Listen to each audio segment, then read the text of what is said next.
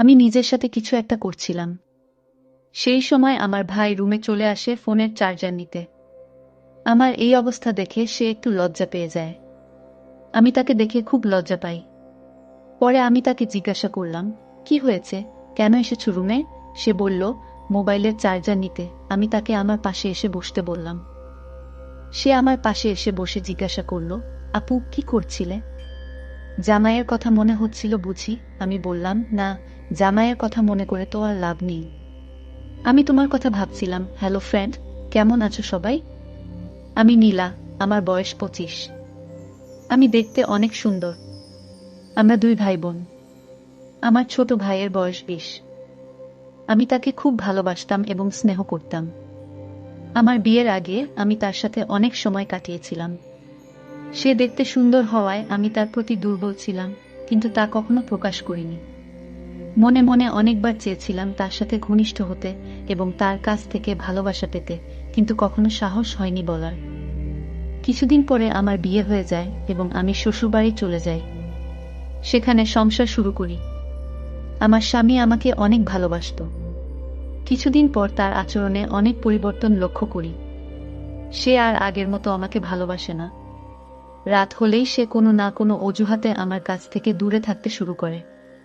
আমি যখনই তার কাছে যেতাম, ভাবতাম আজ তার সাথে সময় কাটাবো এবং আদর ভালোবাসা নেব, কিন্তু সে আমার কাছ থেকে অনেক দূরে থাকতে শুরু করলো। সে এখন এসব করতে পছন্দ করছে না। একদিন আমি তাকে জোর করে এসব করতে বাধ্য করি। তারপর যা হলো তা আমার জীবনটাই শেষ করে দিল। এই বয়সেই আমার ভালোবাসার প্রয়োজন ছিল, কিন্তু তা আর হবে না মনে হতে লাগলো। কারণ আমার স্বামী এখন অক্ষম হয়ে পড়েছে। তার কোনো এক রোগ ছিল, যার প্রভাব এখন দেখা দিতে শুরু করেছে। তাই সে আর কোনোভাবেই আমার অপূর্ণ ভালোবাসা পূর্ণ করতে পারবে না। আমি আমার জীবনের কথা ভাবতে ভাবতে অনেক কান্না শুরু করে দিলাম। এখন আমার কি হবে? কারণ আমার এসবের খুব প্রয়োজন ছিল। আমি এই আনন্দ, এই সুখ না নিয়ে থাকতে পারি না। তাই এখন প্রায় প্রতি রাতে নিজের সাথে বিভিন্ন উপায়ে সে আনন্দ নিতে শুরু করি। একদিন আমার ভাই আমাদের শ্বশুরবাড়িতে আসে এবং আমাকে বাড়িতে নিয়ে যেতে চায়, কারণ আমি অনেকদিন ধরে বাড়িতে যাইনি। সে এসে আমার এই অবস্থা দেখে সন্দেহ করতে শুরু করে, কারণ আমি টেনশনে অনেক শুকিয়ে গিয়েছিলাম আর আমার চোখের নিচে কালো দাগ হয়ে গেছে। সে আমাকে জিজ্ঞাসা করতে শুরু করে, আপু, তোমার কি হয়েছে? তুমি এখানে অনেক কষ্টে আছো নাকি? জামাই কি তোমাকে মারে নাকি? না অন্য কিছু? আমি তাকে বললাম, না, এসব কিছু না, কিছুই হয়নি, তুই টেনশন করিস না। তারপর আমি তার সাথে আমাদের বাড়িতে যাই এবং বেশ কিছুদিন থাকার পরিকল্পনা করি। আমি মনে মনে ঠিক করেছিলাম যে আমি আর শ্বশুর বাড়িতে ফিরব না। বাড়িতে চুপচাপ থাকতাম। একদিন বিকেলে ছাদে বসে ভাবছিলাম আমার কি হবে এখন, আর কান্না করছিলাম। ঠিক তখনই আমার ভাই সেখানে চলে আসে। আমার কান্না দেখে সে আমার পাশে বসে আমার চোখের জল মুছে দেয় আর আমার হাত ধরে জানতে চায় কি হয়েছে। আমি লজ্জায় কিছু বলতে পারছিলাম না। তারপরেও সে অনেক জোর করার পর আমি তাকে বলি যে আমার জামাই আমাকে আর তেমন ভালোবাসে না এবং সে আমাকে সেই সুখ দিতে পারে না। আমার কথা শুনে সে একটু চুপ হয়ে যায়। পরে সে বলে, কেন, কি হয়েছে? তোমরা তো আগে ভালোই ছিলে, তাহলে এখন কি হলো? আমি তাকে বললাম সে আর কোনোদিন আমাকে সেই সুখ দিতে পারবে না। আমার কথা শুনে তারও মন খারাপ হলো। আমি মনে মনে ভাবছিলাম, এই সুখ এবং ভালোবাসা যদি আমি আমার ভাইয়ের কাছ থেকে পাই তাহলে অনেক ভালো হবে। তাই আমি একটি পরিকল্পনা করি। কান্না করতে করতে আমি তাকে জড়িয়ে ধরলাম। সে একটু লজ্জা পেল, কিন্তু কিছু বলল না। সে আমার পিঠে হাত রেখে বলল, দেখো আপু, তুমি এত টেনশন করো না, দেখি কি করা যায়। তার এই কথা শুনে আমি বললাম, কি আর দেখবে তুমি? আমার এই সুখ কি তুমি এনে দিতে পারবে? আমি এভাবে থাকতে পারি না, অনেক কষ্ট হয়। সে আর কিছু না বলে আমাকে নিয়ে নিচে চলে আসে নাস্তা করার জন্য।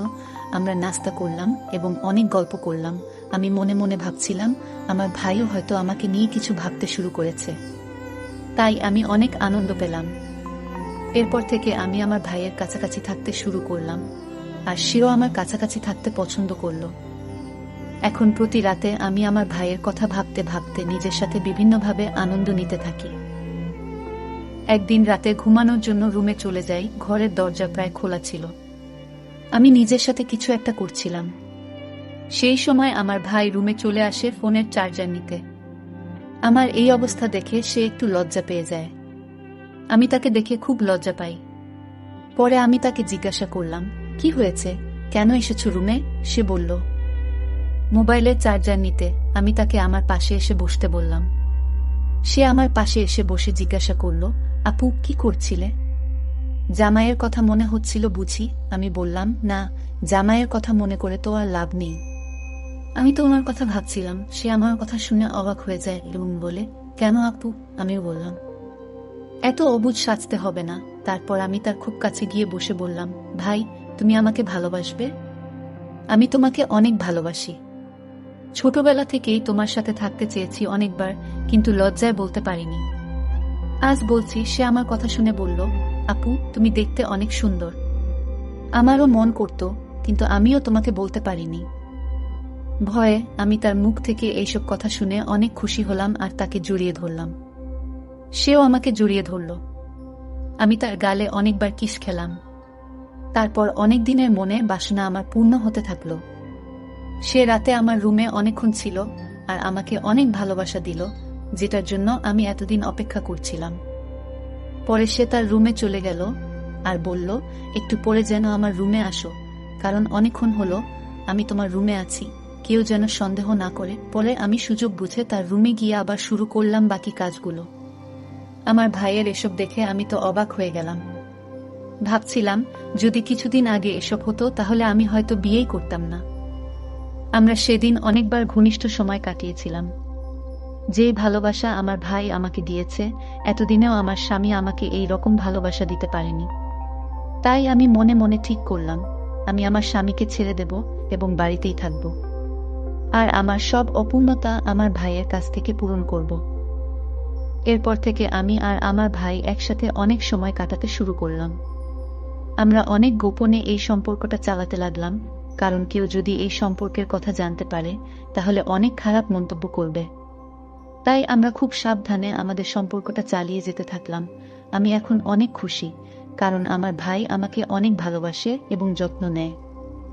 আমরা অনেক সময় বাইরে ঘুরতেও যেতাম, সেখানেও সুযোগ পেলে আমি আমার ভাইয়ের কাছ থেকে ভালোবাসা নিতাম। সেও আমার সাথে খুব খুশি ছিল, তাই সে আমাকে অনেক সময় দিত।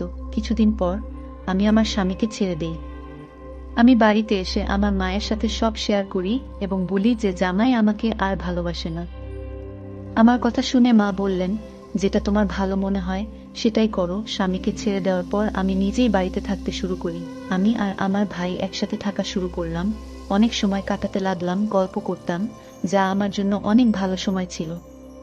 এখন আমরা সুযোগ পেলেই ঘনিষ্ঠভাবে সময় কাটাই। গল্পটা কেমন লাগলো জানাতে ভুলবে না। তোমাদের সাথেও কি এমন কোনো ঘটনা ঘটেছে? যদি ঘটে থাকে তাহলে কমেন্টে জানাতে ভুলবে না। আরও মজার মজার রোমান্টিক গল্প শুনতে চাইলে ভিডিওটি লাইক, শেয়ার এবং চ্যানেলটি সাবস্ক্রাইব করতে ভুলবে না। ধন্যবাদ।